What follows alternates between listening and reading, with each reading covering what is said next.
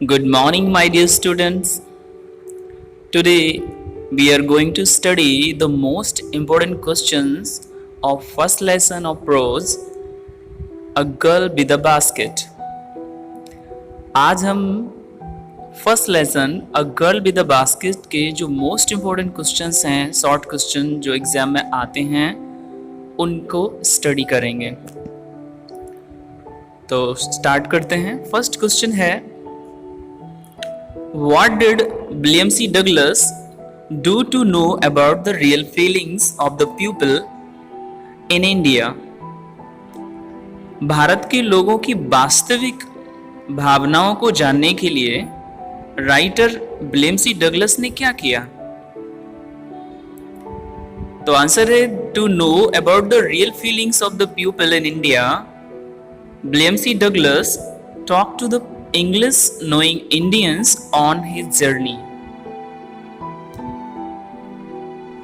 Writer ने लोगों की वास्तविक भावनाओं को जानने के लिए talk to the English knowing Indians, अंग्रेजी बोलने वाले लोगों से बातचीत की अपनी यात्रा के दौरान। He talked about the world politics and the current topics of the day. उसने दुनिया भर की राजनीति और वर्तमान में जो टॉपिक चल रहे थे उन पर बातचीत की। सेकंड इंपॉर्टेंट क्वेश्चन है, mention the scene and things the writer saw on his way from Delhi to Ranikhet. इस क्वेश्चन को दूसरे प्रकार से भी पूछा जा सकता है कि describe the route through which the train went, कि उस रास्ते का वर्णन करो जिससे रेलगाड़ी गुजर रही थी या गुजरी। तो इसका आंसर है, और ऊपर वाले का अर्थ ये था कि उसने रास्ते में जिस ट्रेन से वो यात्रा कर रहा था कौन कौन से दृश्य देखे। आंसर है इसका, on his way from Delhi to Ranikhet the writer saw the flooded Ganga, rice fields, jungles, grass, trees, monkeys, villages, huts, pumpkins, the refugee children, the baskets, the fence and the girl of 9 years. जब वो दिल्ली से रानीखेत जा रहा था तो लेखक ने गंगा में आई हुई बाढ़ को देखा, धान के खेतों को देखा, जंगल, घास, वृक्ष, बंदर, गांव, झोपड़ियां, पंपकिन बोलते हैं कद्दू से, जिसे हम काशी फल भी कहते हैं, कद्दू से पंपकिन बाइन्स बोलते हैं। तो उस काशी फल की बेल उसने देखी। द रिफ्यूजी चिल्ड्रन, शरणार्थी बच्चों को देखा। The baskets, the fan, girl of 9 years, टोकरियां, बच्चे, पंखे और एक 9 साल की लड़की उसने देखी। नेक्स्ट क्वेश्चन है, what disturb the continuity of the writers conversation at one of the stations, कि उसकी जो एक निरंतरता चल रही थी बातचीत स्टेशन पर, उसमें बाधा किसने डाली? क्योंकि उसकी आदत थी वो हर स्टेशन पर रुक उतर जाता था राइटर, और जो इंग्लिश नोइंग पीपल थे उनसे टॉकिंग करने लगता था। तो इसका आंसर है, at one station a group of refugee children surrounded the writer. एक स्टेशन पे जब वो उतरा तो छोटे बच्चों के एक समूह ने उसको घेर लिया उस स्टेशन पर। दे वर सेलिंग बास्केट्स, टोकरियां बेच रहे थे वो बच्चे। This disturb the continuity of the writers conversations at that station, और उस स्टेशन पर ये वार्तालाप का जो उसका क्रम था, जो कंटिन्यूटी थी, वो उन बच्चों की वजह से डिस्टर्ब हो गया, बाधित हो गया। नेक्स्ट इंपॉर्टेंट क्वेश्चन है, why did the refugee children descend like locust on the writer? Descended means होता टूट पड़े। तो शरणार्थी जो बच्चे थे वो लेखक पर टिड्डियों की तरह, लोकस्ट होती टिड्डियां, कीड़े एक प्रकार का इंसेक्ट होता है, कीड़ा, जैसा कि आजकल इंडिया में चल रहा है, टिड्डियों का जो दल है वो अटैक कर रहा है, वही टिड्डियां यहाँ पे बताई गई हैं कि टिड्डियों की तरह क्यों टूट पड़े। The answer is the poor children thought that the American writer was a good customer. बच्चों को ये लगा, उन बच्चों ने ये सोचा कि ये जो व्यक्ति है अमेरिका से आया है तो एक अच्छा खरीदार होगा, इसलिए देयरफॉर मींस होता है इसलिए they descended like locust on him to sell their basket, इसलिए वो उस राइटर पर टूट पड़े। टूट पड़ने का मतलब यहाँ नहीं कि कुछ अटैक किया, टूट पड़ने का मतलब है चारों तरफ से घेर लिया। तो इसलिए राइटर को चारों तरफ से घेर लिया क्योंकि उन्हें लग रहा था कि उनके जो पंखे हैं, उनकी साधारण सी डिजाइन की जो टोकरियां हैं, वो एक खरीद सकता है। इसके बाद नेक्स्ट इंपॉर्टेंट क्वेश्चन आपको नोट करना है, what picture did the author carry back in his mind of India and her people as a whole.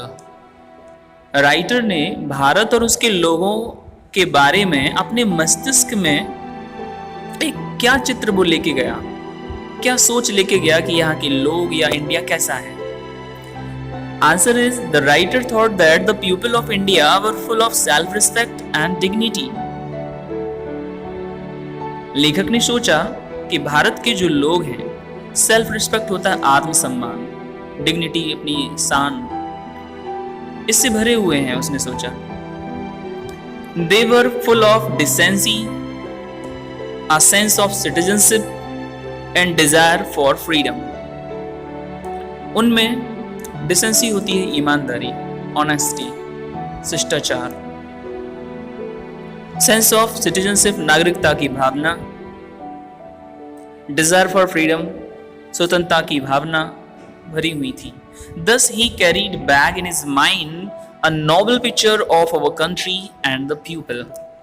और इस तरह लेखक हमारे देश के लोगों की अपने मन में एक अच्छी छवि लेकर वो उस देश से वापस गया। The next important question is, what did he see on the platforms? Platform पे क्या देखा उसने? तो he found the platforms packed with people of different religions and occupations। उसने देखा कि जो प्लेटफॉर्म्स थे वो पैक्ड मीन्स होता भरा होना, और किससे भरे हुए थे? With people of different religions, अलग अलग धर्मों के लोगों से, एंड ऑक्यूपेशंस अलग अलग व्यवसाय के लोगों से। The people were barefooted and dressed in loose white garments। और वो जो लोग थे वो सभी नंगे पैर थे, ढीले ढाले सफेद वस्त्र पहने हुए थे। Next important question is, how did the writer realise that he had hurt the little girl's feelings. आपको याद होगा जब लेसन में मैंने बताया था, तो जब लेखक ने के सामने वो लड़की खड़ी थी तो उसने कुछ सिक्के डाल दिए थे उसकी टोकरी में, लेकिन उस लड़की ने उनको एक्सेप्ट नहीं किया था। तो वो इसमें क्वेश्चन पूछा जा रहा है कि लेखक को कैसे पता चला कि उसने ये काम करके उसके भावनाओं को ठेस पहुंचाई है। आंसर इज द गर्ल वोर रैग्स। रैग्स मींस होते फटे हुए कपड़े पहने। तो जो लड़की थी फटे हुए कपड़े पहनी हुई थी। She was in semi starvation. Semi starvation means होता है भूख की कगार पर, तो वो लगभग भूख की कगार पे थी, अर्थात भूख को मरने वाली की स्थिति में थी। इवन देन, लेकिन फिर भी she returned the gratuity of the writer with all the seriousness, pride and graciousness of a lady. लेकिन फिर भी उसकी कंडीशन खराब होने के बावजूद उसने रिटर्न लौटा दिया। ग्रेच्युटी में होता है उपहार, एज अ गिफ्ट। उपहार स्वरूप उसने जो सिक्के डाले थे उसकी टोकरी में, उनको पूरी गंभीरता के साथ, पूरी एक महिला की गरिमा के साथ उनको लौटा दिया था। दिस टाइप ऑफ रिएक्शन, इस तरह की प्रक्रिया, मेड द राइटर रियलाइज, लेखक को इस प्रक्रिया ने एहसास कराया that he had hurt the little girl's feelings, कि उसने उस छोटी सी लड़की की भावनाओं को ठेस पहुंचाई है। Next important question is, why did millions of people leave Pakistan for India. क्यों लाखों लोगों ने भारत आने के लिए पाकिस्तान को छोड़ दिया? तो millions of people left Pakistan for India due to the fear of religious fanaticism. Fanaticism एक प्रकार का पागलपन होता है जो कि एक धर्म से रिलेटेड वर्ड है। इसमें धर्म के लिए लोग पागल हो जाते हैं, फिर वो गुड और बैड नहीं सोचते, अच्छा बुरा नहीं सोचते। तो उस वक्त जब भारत और पाकिस्तान का बंटवारा हुआ तो वहाँ के जो हिंदू थे उन्हें ऐसा लगा कि शायद ऐसा ना हो कहीं उन्हें दूसरा धर्म होने की वजह से, हिंदू धर्म होने की वजह से उनको मार दिया जाए या ज़बरदस्ती उनको स्वीकार करना पड़े मुस्लिम धर्म। तो लगभग 9 मिलियन पीपल लोगों ने लीव किया था पाकिस्तान और इंडिया में आए थे, 90 लाख लोग। तो उसका रीजन आपको याद रखना है, ये वर्ड केवल एक वर्ड आपको याद रखना है और इससे पूरा क्वेश्चन बन सकता है। और वो वर्ड क्या है? The fear of religious fanaticism. Fear means होता है भय, रिलीजियस धार्मिक, फैनेटिसिज्म होता है उन्माद, या उन्माद आपको याद न रहे तो पागलपन, a kind of madness. Next important question है, what did the writer do to get a feel of the pulse of the nation? Feel of the pulse of the nation आपको बड़ा याद रखना है। राष्ट्र की मनोवृत्ति को जानना, राष्ट्र की भावना को जानना, इसका मीन होता है हिंदी में। तो लेखक ने राष्ट्र के लोगों की भावना जानने के लिए क्या किया? Answer is to get a feel of the pulse of the nation the writer talk to English knowing Indians on his journey. राष्ट्र की भावना को जानने के लिए लेखक ने इंग्लिश जानने वाले या इंग्लिश बोलने वाले लोगों से अपनी यात्रा में बातचीत की। He talked about the world politics and current topic of the day. उसने उस समय दुनिया भर की जो राजनीति में करंट न्यूज़ चल रही थी और जो टॉपिक, जो बर्निंग टॉपिक्स थे, ज्वलंत मुद्दे, उन सारे मुद्दों पे बातचीत की। नेक्स्ट क्वेश्चन है, Who were the children selling basket? ये जो टोकरियां बेच रहे थे ये बच्चे कौन थे? और what information does the writer give you about them? और लेखक उनके बारे में क्या सूचना देता है इस पाठ में? The answer is the children selling baskets were refugee children. ये जो बच्चे टोकरियां बेच रहे थे ये शरणार्थियों के बच्चे थे। After partition between India and Pakistan, their parents came to India from Pakistan as poor refugees. ये वही लोग जो आपने अभी बताया आपको कि 90 लाख लोगों ने पाकिस्तान छोड़ के इंडिया में शरण ली थी, तो वही ये शरणार्थी थे। तो ये बताया जा रहा है कि आफ्टर पार्टीशन, बंटवारे के बाद भारत पाकिस्तान के, उनके जो माता पिता थे भारत आ गए थे पाकिस्तान छोड़ के एज पुअर रिफ्यूजीज, गरीब शरणार्थी बन के यहाँ रह रहे थे। Next important question is, what was the plight of the refugees? Plight यानी कि कंडीशन, उन शरणार्थियों की कंडीशन क्या थी, दशा क्या थी? और what were they doing for a living? Living होती है जीविका, खाने के लिए, अब जिंदा रहने के लिए वो क्या कर रहे थे? The plight of the refugees was very miserable. Miserable होता है दयनीय, खराब।